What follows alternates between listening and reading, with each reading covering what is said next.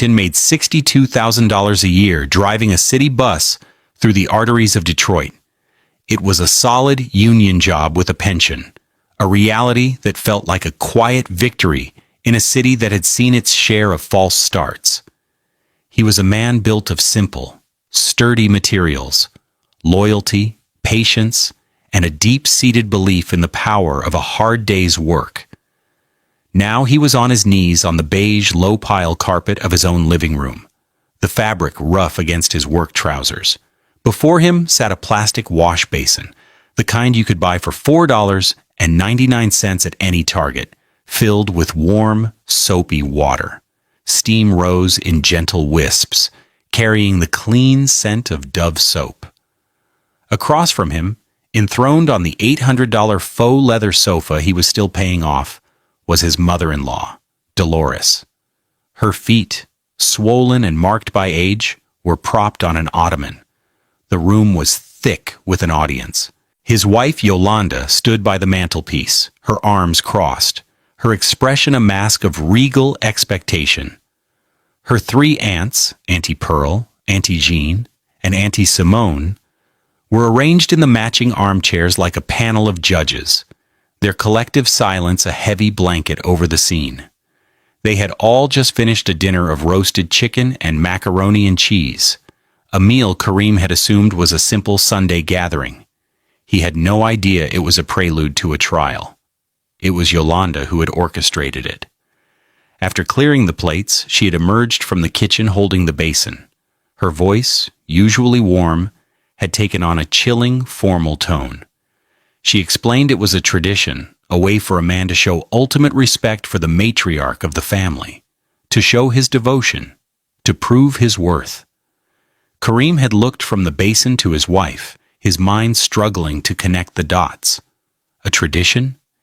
He had been married to her for 9 years, and this tradition had never once been mentioned.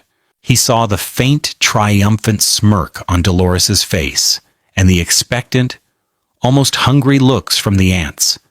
This wasn't tradition. This was a performance, a test of submission, staged for an audience.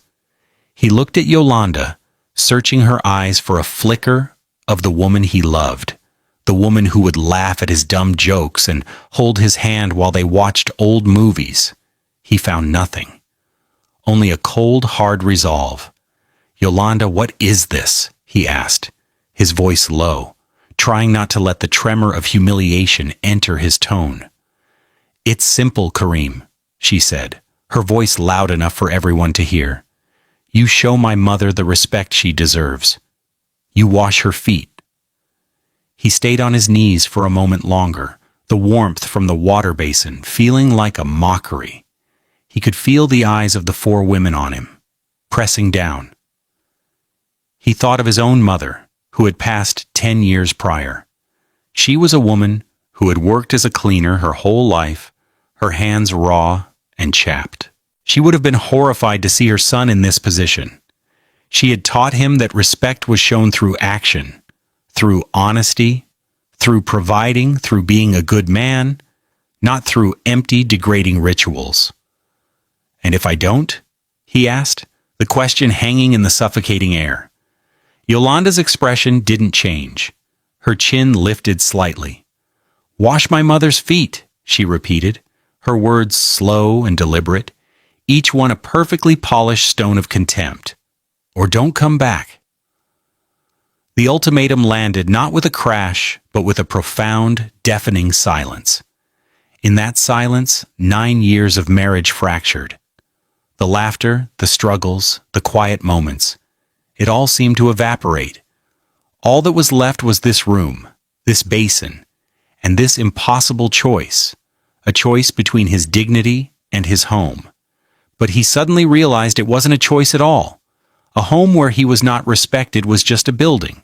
A marriage that required his humiliation was just a contract of servitude. He looked down at the towel laid out beside the basin. Then he looked up, past Dolores, past the aunts, and met Yolanda's gaze one last time. He felt a strange and sudden calm settle over him.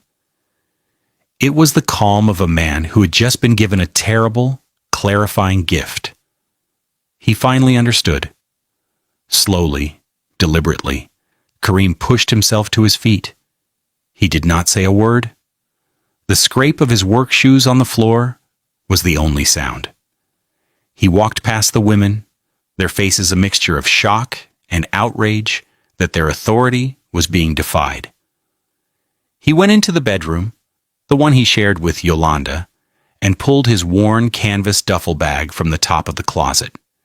It was the bag he used for the occasional weekend fishing trip, a $45 Eddie Bauer bag he'd had for a decade. He packed a few changes of clothes, his toothbrush, and the framed photo of his daughter, Layla, from his nightstand. As he walked back through the living room, bag in hand, Dolores gasped, "Where do you think you're going?" Kareem didn't look at her. His eyes were on the front door.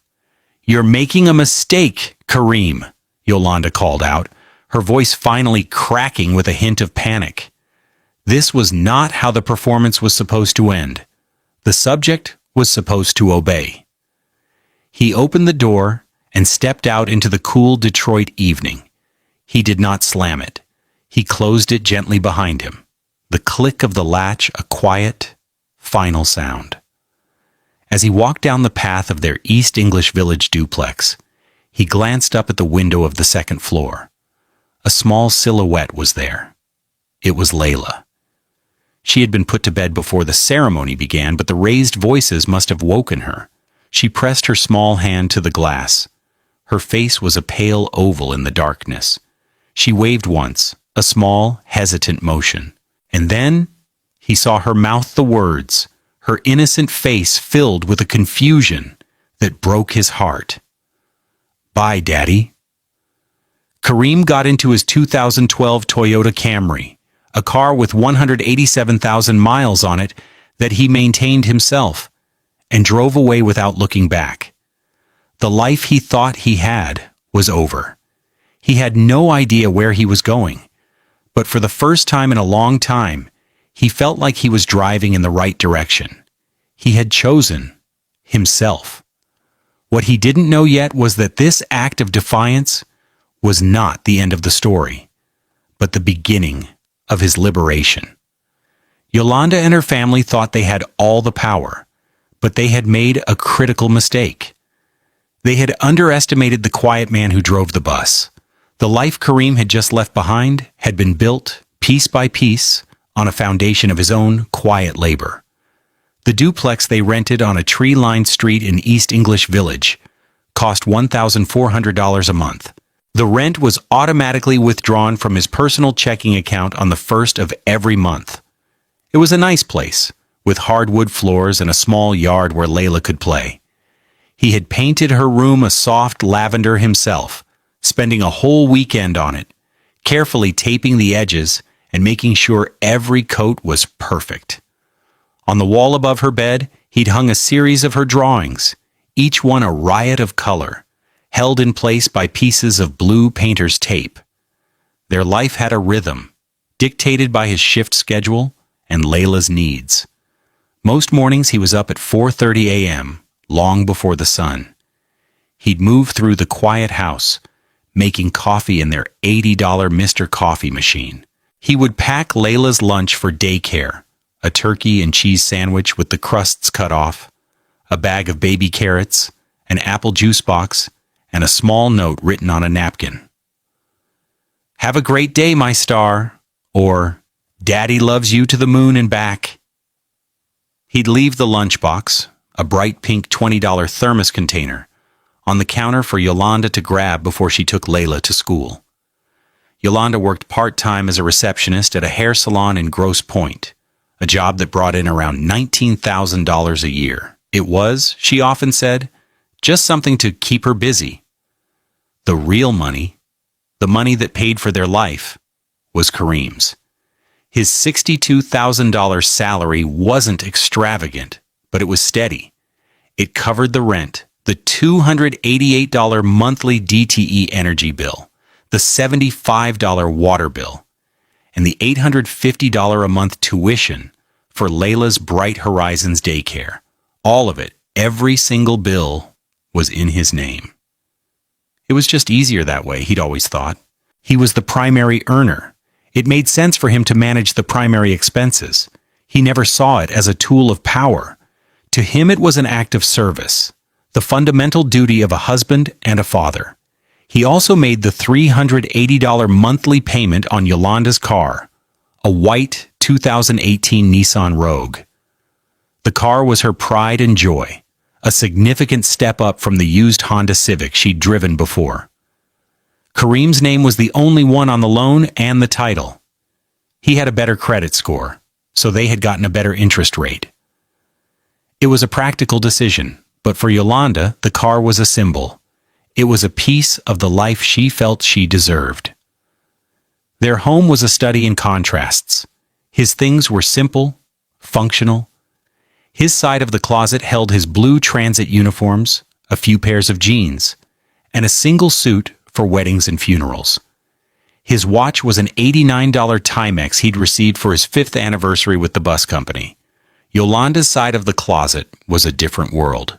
It was crowded with dresses from Macy's and Lord & Taylor, shoes she'd bought online, and a collection of handbags. For her last birthday, he had saved up for weeks to buy her a $300 Michael Kors handbag she had pointed out in a magazine. When she opened it, she smiled, but it was a thin, polite smile. "Thank you, baby," she'd said, placing it on the table. "It's a nice start." A start. The word had bothered him. A start to what? He had thought he was giving her a beautiful gift. She saw it as a down payment on a grander ambition. Her dissatisfaction was a low, constant hum in the background of their marriage. It surfaced in small, cutting remarks. When his bus route was featured in a local news segment about essential workers, he had been proud. He'd recorded it and showed it to her. She watched for a minute, her eyes on her phone. "That's nice," she'd said, distracted. "It's just a bus, though, Kareem. It's not like you own the company." He loved being a bus driver. He loved the city, the people, the daily rhythm of it. He knew the regulars on his route by name. He knew Mrs. Gable with her shopping cart, and the young student from Wayne State who was always reading a thick textbook. He felt a part of the city's circulatory system, a steady pulse keeping things moving. To Yolanda, it was a source of faint but persistent shame. Her own family was filled with people in what she considered more prestigious professions.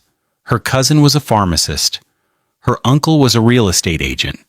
Her mother, Dolores, never missed an opportunity to remind Kareem of his humble station. He remembered one Sunday dinner, months before the foot washing incident. Dolores had been talking about her neighbor's son, who had just been made a partner at a downtown law firm. "Making $250,000 a year," she'd said, her eyes sweeping over to Kareem. "Imagine that." She'd then looked at him with a pitying smile. "Of course your work is important too, Kareem. It's good, honest work. For some people." Kareem had looked at Yolanda, waiting for her to defend him, to say something. She just took a sip of her wine and changed the subject. In her silence, he heard an agreement. He was a provider, yes, but he was not providing the life she truly wanted. He was the sturdy, reliable foundation, but she was dreaming of a different house altogether. He paid the bills, but he didn't fit the picture. He just never imagined she would one day decide to bulldoze the foundation to clear the way for her new construction. The cruelty hadn't begun with the basin of water. That was merely the crescendo of a long, slow symphony of disrespect. The outrage had been accumulating for years, deposit by tiny, painful deposit, into an account in Kareem's soul he hadn't known he was keeping. One of the most searing memories was from the previous summer. They had been planning a family vacation, their first in 2 years. Kareem had spent hours online, researching. He was excited. He found a beautiful cabin near Sleeping Bear Dunes, on the shore of Lake Michigan. It was $1,200 for the week. There were hiking trails, beaches, and small towns to explore. He imagined teaching Layla how to skip stones on the clear, cold water. He pictured them roasting marshmallows over a fire pit, the stars thick and bright in the country sky. He presented the idea to Yolanda one evening, spreading the printed-out photos of the cabin on their $600 IKEA dining table. "Look at this place, Yoli," he'd said, his voice full of enthusiasm. "Layla would love it. We could really just relax and be a family." Yolanda glanced at the photos with a dismissive air. "A cabin? In the woods?" She wrinkled her nose. "What are we supposed to do there? Look at trees?" She pulled up her phone and tapped on the screen. After a moment, she turned it to face him. It was a picture of a sleek, white hotel on a crowded beach, turquoise water in the background. "This is where my friend Shanice went, South Beach, Miami. Look at that pool." Kareem looked at the picture. It was beautiful, but it radiated an expense he knew they couldn't afford. Miami? Yoli? A trip like that would cost $5,000, maybe $6,000. We don't have that kind of money just lying around. Her face hardened. She snatched her phone back. "We don't have it because you drive a bus. My friends' husbands are taking them to Miami, to Cancun, to Jamaica, and I'm stuck here being offered a trip to go get bit by mosquitoes in the woods." The words were sharp, designed to wound. "I didn't marry a bus driver to go camping, Kareem." He felt the blood drain from his face.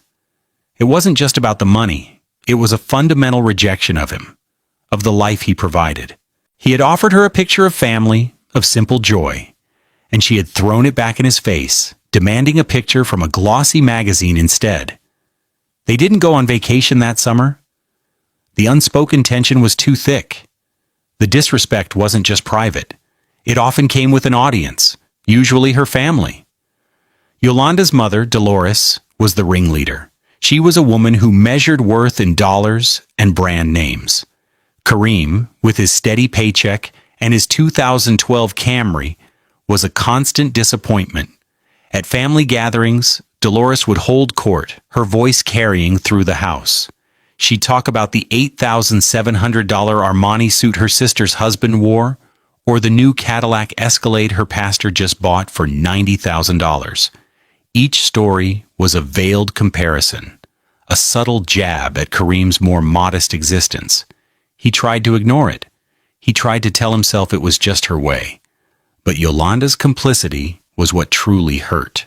She would sit there, nodding along, sometimes even adding a detail. "Oh, I saw that Escalade, Mama. The interior is just gorgeous." She never once turned to Kareem and said, "But we have a good life, don't we, baby?" She never once validated their world.